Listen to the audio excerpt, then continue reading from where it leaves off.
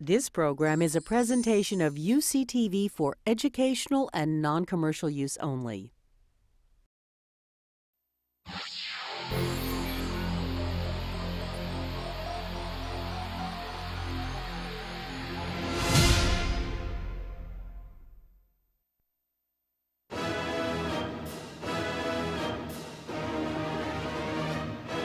UCLA is a university with unlimited possibilities for students that desire world-class academics and research, unmatched diversity, incredible cultural and social opportunities, successful alumni and career networking, first-class campus facilities, plus America's top intercollegiate sports teams. Located in Westwood, just a few miles from the Pacific Ocean, UCLA's 1 square mile campus is surrounded by famous cities such as Bel Air, Beverly Hills, Brentwood, and Santa Monica.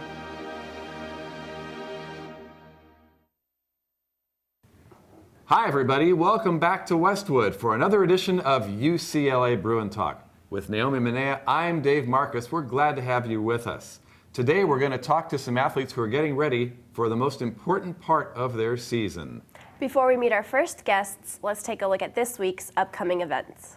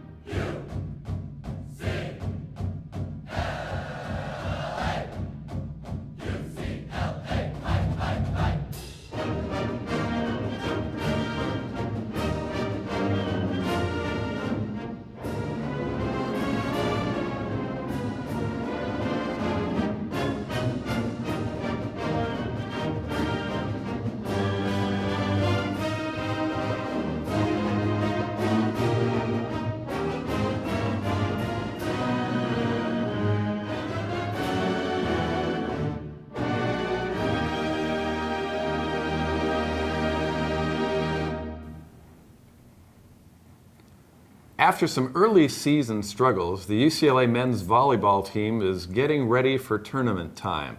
The Bruins had a 7-game win streak snapped a couple of weeks ago, but with the tournaments coming up soon, you know they're getting ready for some critical action. And we're very happy to have a couple of members of the volleyball team join us, Jagd and Matt Hanley. Welcome to UCLA Bruin Talk. Thank you very much. Good to be here. Matt, Bruins 15-11, you've had kind of an up and down season, but you were on a real roll for a while. Yeah, we're on a great roll. We had 7 games in a row. We're playing really well, you know, if we play that well and play that confident, then this tournament should hopefully come out pretty well.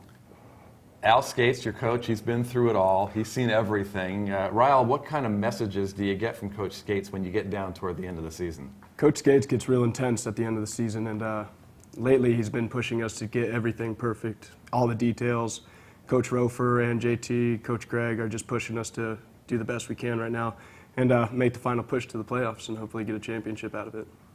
You are both outside hitters on the team. What's the most important part of your role? I'd probably say passing, just because for volleyball at least everything starts with a pass. So, and for the outside hitter, you know, we're in the back row half the time, so we got to make sure that back there we have to, you know, control the back row, pass well, dig well, get some balls up, yeah, I'd say passing, but it's really everything. It's hitting and, you know, playing defense and transition. It's really a package position. Ryle, when you were in high school, you were a great wide receiver on the football team. Now at 6'3" at wide receiver, you're pretty big. Yeah. 6'3" outside hitter, you're always going against guys that are bigger than you. How has that transition been for you? I mean, I love going up against bigger people. It makes me, you know, gets more competitive that way for me. I was always kind of a bigger guy in football, and playing volleyball, I'm now one of the shortest kids on the court. So it's been not a smooth transition, but I take it. I love the competition. You know, we talk sometimes about people that are born to fill certain roles. Your family and UCLA Volleyball Alumni Association, not only your sister Nikki, who played for Andy Banikowski's team, but your mom, Kim, who coached for Andy Banikowski for 15 years. Yep. You've always had blue and gold in your blood, haven't you? Oh, yeah, since birth. And what's it like actually getting out there wearing the UCLA uniform? It's a dream come true. Being accepted to play football and volleyball here, I mean, nothing else can get better than that. So it's been a dream come true, and hopefully we get the championship and it will be complete. Matt, you're also a Southern California guy. When did UCLA kind of pop into your head? I didn't really get recruited very much out of high school. It was kind of a surprise kind of deal. I got recruited by Santa Barbara and UCLA on the same day, and it was really late in the whole process and kind of overwhelming. And I was, very exciting. My parents were ecstatic, and my mom went to UCLA, so I kind of figured that maybe I should continue the tradition. You mentioned earlier that you were recruited for both football and volleyball. What made you decide to focus on volleyball? It became more of a body function thing. I went through a couple injuries that put me down a little bit. And volleyball, I mean, these guys have been my brothers ever since we came here, and they let me come in and never really treated me as an outsider. So it was easy to go play volleyball and just become the volleyball player instead of a dual sport athlete. Let's talk about outside hitter. I mean, that's a kill position. You got to put it away from out there. Yes, yeah. At 6'3", what are your challenges? Obviously the block. You have 6'8"ers, 9'ers out there trying to absolutely roof you, and we just have to figure a way to put the ball down any way we can. Just got to be crafty out there. And Matt, I'm going to ask you the same question because you're the same height, 6'3". Yeah. What have been the challenges for you going up against guys? Probably didn't face guys like that in high school. Yeah, no, and definitely didn't face guys like that in high school. We're really lucky here to have, some of the best opposites and setters in the nation. So we get to go up against those guys in practice. And Kyle Caldwell's a perfect example. He's pretty sure he's 6'9", and he's just a huge kid. And so we get to swing against him, and swinging against him is, probably just as hard as swinging against any other opposite that we're going to come up against. So it's great practice, and we just got to try to tool the block and work around it. At 6'3", you're probably working on tooling the block, getting it to fly off the court than you would be if you were hitting down from 6'9". Yeah. Yes, sir. Would you say that's a part of your game that you really have to be more creative than some of the bigger guys? Yeah, definitely. Definitely at times. Definitely need to be more creative, I'd say. Have there been any efforts to move you to different positions, or are you guys pretty locked in where you are? I started out as a libero, actually, which is the passing position that doesn't go front row, because I was a little smaller when I came in to UCLA, but I've grown a little bit and I can jump decently well. So I've moved to outside, and I'm pretty sure I'm not going anywhere. And I've stuck it outside my whole career. It's just been a fun spot. It's kind of more of a fire spot, so I fit in there well. As a wide receiver, you have to be able to adjust in midair for the ball. I imagine the same thing. Although you got good passers at UCLA, you've got to be able to adjust pretty well when the passes aren't quite there. Exactly. Tell us about the team. What should we expect as tournament time approaches? Well, everybody's been absolutely focused this past week. We've had 2 really good practices, and you can tell it's kind of flipped the switch. We had that tough loss to UCSD, which everybody looked at as, yeah, it was terrible, but we have to move on because playoffs are here, and we have to beat them. We have to beat everybody now. It's die or go home. I want to talk a little bit about Tom Amberg, your big gun, who hasn't been able to play all the year because he's been suffering from an injured hand. I saw him playing earlier in the season. It looked like he had an oven mitt on. I don't know how he even got out there with it. Yeah. How has his absence, in a sense, made the rest of your team stronger? Well, yeah, with Amberg gone, we have a bunch of other middles that are very, very, very good. Phil Darren, Nick Vogel, who was starting last year for a little while, Max Greer, who comes up from the second court a bunch, and these are all middles that come up and, in Amberg's absence have to, step up and play really well, and the middle position is really tough to come into either a starting position or even, playing against those, the other middles like Wes Dunlap and stuff like that. So, but they've all stepped it up a lot, and it's been great. They're all getting a lot better, and it's making Amberg better as well. Looking forward to conference play, what are some of the teams that you guys think are going to be your biggest competition? SC is always our biggest competition just because of the rivalry. But, we take it head on. We don't mind it. And, we've lost to them a couple times, but we'll be coming after them. Yeah. Riley, you're an upperclassman. What are some of the lessons you've learned in your first couple of years you've been able to pass on to some of the younger players on the team? This program is very different. It's not a regular volleyball program, seeing that there's almost 45 kids on the team and there is a blue curtain that you have to get sent down sometimes to. There's 2 courts, and it's just patience. It has to be patience with Coach Skates, and there's a method to his madness. There really is. He's won 19 national championships for a reason, and we just got to keep focused on that idea, that whole idea right there. But we just got to keep listening to our coaches and backing each other up, just like we have been doing. So, and we'll be safe. We'll be good. Matt, are there times when Coach Skates is laying down the law and you have to take a step back and think, this guy's a legend? I mean, does the moment hit you, or is it the content of his words at that moment?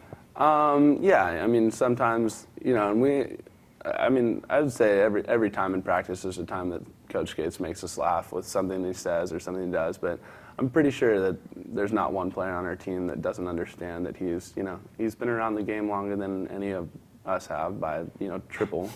And, 19 national championships speaks for itself.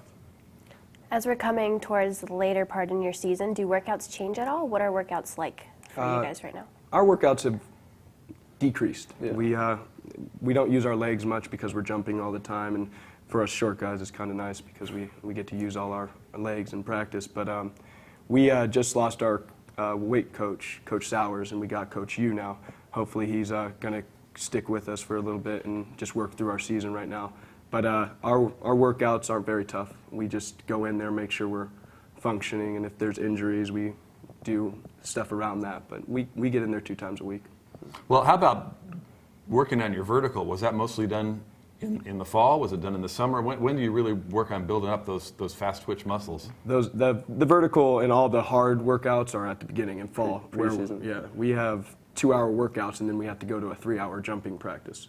So our legs are pretty fried then, and we get used to it throughout the season. So that was just the tempo there, is to get us as tired as possible at the beginning of the season, so we jump through it, and then our vertical is increased.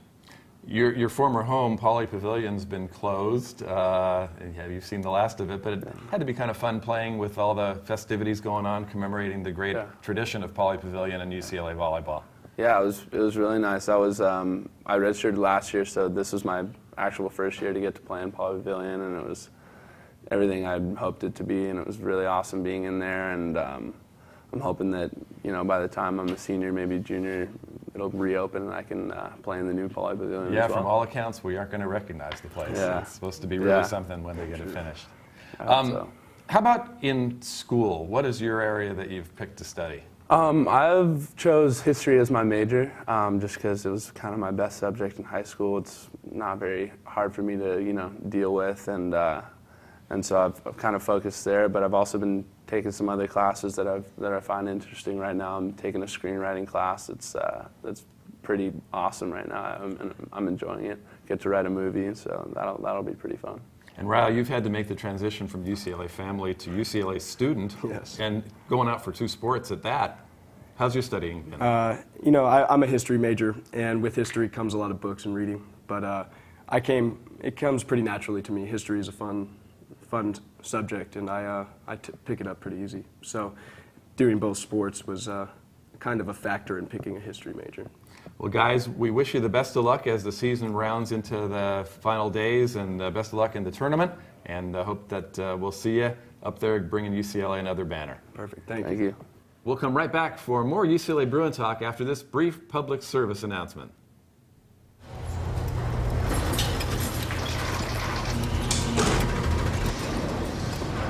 A trophy can be made just about anywhere. But there's one place where champions are made.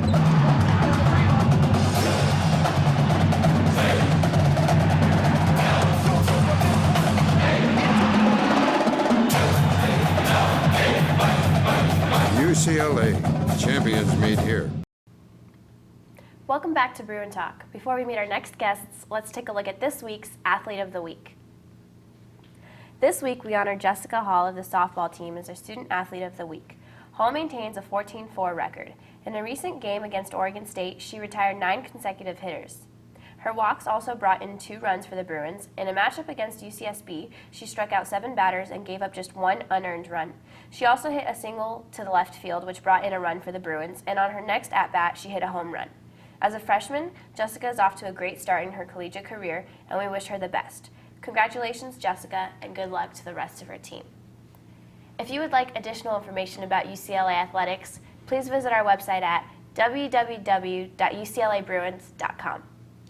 And we are very excited to talk to a couple of guys who put the field in track and field. The field events are fascinating. Individual events take a lot of different kinds of skills, and we have a good cross-section today. We welcome Michael Woepse and Alec Faldermeyer to Bruin Talk, a pole vaulter and a thrower. And Alec, let's start with the throwing.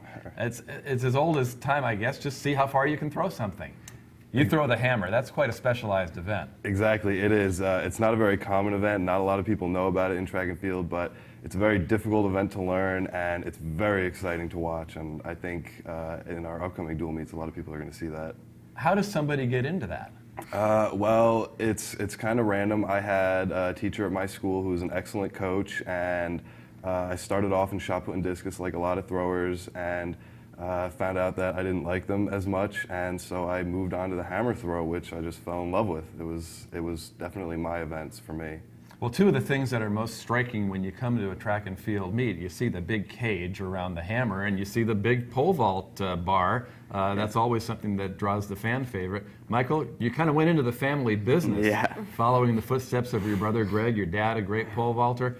Is that what got you interested? Yeah, I mean, my dad was a good pole vaulter. Really good pole vaulter. He was on a couple Pan Am teams and just kind of set it up for us. And then when we got older, he introduced the sport to us. And my sister was actually the first one that did it. So she also pole vaulted here for 4 years and had a really good career. And then my brother got into it, and then I got into it. So people that haven't tried it probably look down to think, oh, I could do that.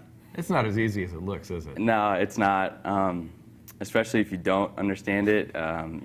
There's been a couple people that have just tried it, and it ends up being terrible. Once you have an idea of it, it's not as difficult as it looks, but it's definitely not an easy sport. Being from Tustin, California, have you always wanted to come to UCLA, or how did your interest Yeah, it's begin? been my dream to come to UCLA for pretty much my entire life, especially once my sister and my older brother came here. My mom went here too, so we've been Bruin fans our whole life, and once my older siblings went there, it was where I wanted to be. Mike came from Modern Day. Alec, you came from New Hampton, New York. That's a long trip to Westwood. It is. How did you endure your first California winter? Oh, it was so difficult. Yeah, going from 10-degree winters in New York to 75-degree winter days in California was a little bit difficult for me. It was a little bit of a culture shock. But I'm certainly enjoying it now a lot more than I enjoyed winters in New York. And it probably helps your training a lot. You can train year-round here. Absolutely. That was the #1 reason I wanted to come somewhere warm when I went to college. And this was just the absolute perfect place for me. I mean, you can't get better weather than this. See, back there it's 2 events. It's the hammer throw, then the hammer find. Yeah, I mean, sometimes we'll have 3 feet of snow out there, and we'll be looking for an hour for our hammers, and feet will get wet, and it's cold, and it just makes you not want to do anything. There's also an indoor event. People don't know this, and I didn't know this before we started chatting. There's an indoor throw event where you're basically throwing a 35-pound brick, for lack of a better term. Yeah. Tell us about the indoor throw. Well, the 35-pound weight throw is the indoor version of the hammer because hammer goes quite a long distance if you throw it well, and it would be difficult to do indoors, safely at least. So instead of the hammer being, about 1 meter long, we have the weight that's a little over 1 foot long, about 1.5 feet long, and it weighs 35 pounds instead of the standard 16-pound hammer. So it goes a lot, it doesn't go as far. We throw it in the same type of technique that we do with the hammer, and it's the same type of ring and everything, so it's just basically the indoor equivalent. Mike, there's always been indoor pole vaulting, outdoor pole vaulting. The records have usually been fairly similar, although more on the outdoor. Right. What's the biggest difference for you, vaulting indoors as opposed to outdoors? Well, indoors just takes a couple of variables out of the pole vault, the wind being one of them.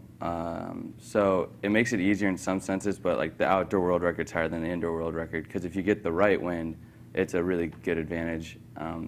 But if you're indoors, it takes wind out of it, so you can't get a bad wind, and it just kind of makes the variables less. So you're more consistent indoors, and you're usually on an elevated runway, so you can hear your footsteps, and you feel like you're moving faster, which just helps your confidence. So they both have their advantages and disadvantages. Both of your sports are specialized sports, as we mentioned before. How do you train for them, and what kind of workouts or weight regimens go into it? Well, I know for the throws, the hammer is a completely different event than the shot put, discus, and javelin, which have some similarities. But it takes a lot of weight training. We do in season 3 days a week, out of season 4 days a week of heavy lifting generally. You know, out of season we do high volume, high intensity, and then the volume slowly goes down. But it takes mostly a lot of technical work. I mean, I'm by far the weakest thrower on the team right now. And I can still throw the hammer very far because I have a pretty solid technical background. I've had excellent coaches in high school, and now Coach Maynard is also an excellent coach. So really, technique is the most important part, and I'm sure it's absolutely the same with vault. Yeah, technique is huge. It's kind of hard to work on because there's so many aspects in pole vaulting, and it's tough to work on one part of the jump because you have to do all of them. But a lot of the training you do is a lot of body weight stuff, a lot of gymnastics and high bar, stuff to give you body control so that you know where you are in the air. And then also weightlifting is important, and then running endurance. We do a lot of bounding, a lot of sprinting, and in the fall it's more long distance stuff. We run 200s just to build our legs up and get strong. You made a comment about hearing your footsteps on the runway when you're indoors. How much of it is sprint work? You really are flying down that runway. Yeah, I mean, you want to be as fast as possible when you hit the box. So you need to be, your fast twitch muscles have to be firing. So once you get into like this time of the season, it's flying 40s, 50s, and just trying to feel good. You know, it's kind of more rest and short endurance stuff than long endurance trying to build up. And you have to find a way to translate that forward motion into vertical motion. Yeah. What are some of the keys in making sure you translate that speed on the runway into a great vault? Well, like coming in, the run goes slow to fast, so your fastest at the end of your run, and to translate that into height, your last 3 steps usually try and be shorter than your other strides, so you're setting yourself up to jump, kind of like if you're dunking a basketball or doing a layup. You take that forward momentum and kind of chop your steps down and then jump. I have to ask, I know in gymnastics, most vaulters, in the gymnastics sense of the word, have a specific number of steps they take, and they have the exact same run down the runway every time. Is that the same deal with pole vaulting? Yes, absolutely. Most pole vaulters run from a 9-stride run, which is 18 steps, and some run from an 8, but it's the same every time. You run from the same marks. It keeps it consistent, and you need to definitely be consistent on the run in order to pole vault. Alec, you guys are both in very specialized individual events, but you're part of a team when you come to college. Tell us some of the things that the team does to build camaraderie amongst the different events. Well, one of the great things, I think, is how Coach Maynard sets up the rooming, actually. I am roommate, me and Mike are roommates, so he sets it up so that no one athlete in a certain event group, you know, throws, sprints, distance, rooms with another person in that same event group. So I live with a vaulter, we have sprinters and throwers, distance. We also live with 2 distance guys. So that's really a great part of building the team camaraderie. Also, you know, bringing back the dual meets is a great part because it's no longer, you know, how did I do in my individual event? What's my mark? What's my time? It's now, how many points did you get for the team? Is the team going to win overall? And it's really a great way of building up the teamwork and everything. Yeah, we spoke with Coach Maynard about that when he was on our show last month, and I remember the era when the dual meets were a big deal in Los Angeles, huge crowds, and I know he's hoping to get back to that. Let's talk about, Mike, the crowd. Do you block them out when you're on the runway? Are you even aware there's people in the stands? Yeah, I mean, I kind of feed off the energy in the crowd. It's the most fun part is enjoying it and hearing the crowd cheer for you. Kind of makes you more excited, and it makes everybody else excited, so it makes it fun. But yeah, we hear a lot about how back in the day the dual meets used to be sold out at Drake Stadium, so we're just trying to get back to that. We had a pretty good turnout for the Tennessee meet, and it made it a lot of fun to compete, and we're hoping to get a big turnout for the Oregon dual meet coming up. So, being a freshman, what is or are your favorite experiences so far? Well, for me, it was pretty awesome to be able to go to indoor NCAAs as a freshman. And Mike redshirted indoor freshman year, or else I'm sure he would have gone as well. So that was a pretty exciting experience for me. I don't know about you. Well, yeah, I wasn't there, but